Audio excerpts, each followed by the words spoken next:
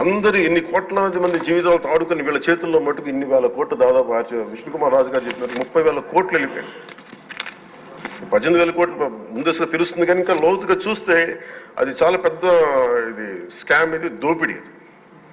వీటిని కనుక మనం వదిలేస్తే తప్పు చేసిన వాళ్ళని గత ప్రభుత్వం సంబంధించిన ఇది ఇట్స్ నాట్ అబౌట్ వెండట పగా ప్రతీకారం కాదు, కానీ వీళ్ళని స్వేచ్ఛగా కనుక వదిలేస్తే వాళ్ళ అదృష్టవశాత్తు ఈరోజు వాళ్ళకి లేరు.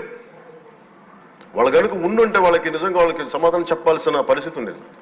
తప్పించుకొని పారిపోయారు వాళ్ళు ఈరోజు, తప్పించుకొని పారిపోయారు వాళ్ళు. We have to make them accountable అధ్యక్ష. వాళ్ళు we have to bring them into accountability.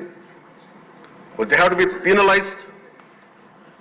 వాళ్ళు దయచేసి గౌరవ ముఖ్యమంత్రి గారికి నేను మీ తరపు నుంచి ఆయనకి తెలియజేసుకున్న అధ్యక్ష, దయచేసి వీరిని please we have to penalise them sir. వాళ్ళకి సరైన శిక్ష పడాలి సార్. వీళ్ళకి తప్పించుకోవడానికి కుదరదు సార్.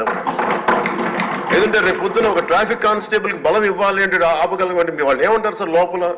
నేను చిన్నపాటి కానిస్టేబుల్ అయితే నాకేమనిపిస్తుంది, మీరు పెద్దోళ్ళు అయితే వదిలేస్తారు, మమ్మల్ని అయితే పట్టుకుంటారంటారు సార్. మనకు రూలింగ్కి, గవర్నెన్స్కి, అడ్మినిస్ట్రేషన్కి నైతిక బలం పొందు అధ్యక్ష. ఐ రిక్వెస్ట్ యూ, నేను మీద మిమ్మల్ని నేను ఉద్దేశించి అందరినీ హౌస్ మెంబర్స్ గౌరవ సభ్యులందరినీ గౌరవ ముఖ్యమంత్రి గారిని అడుగుతున్నాను అధ్యక్ష మీ ద్వారా. They have to be punished and they have to be penalized whoever they are. ఇది వెండెట్టా పగ ప్రతీకారాలతో కాదు, కానీ we promised that we will bring back accountability. We promised we were going to give a clean and clear governance. We have to live up to it. Thank you.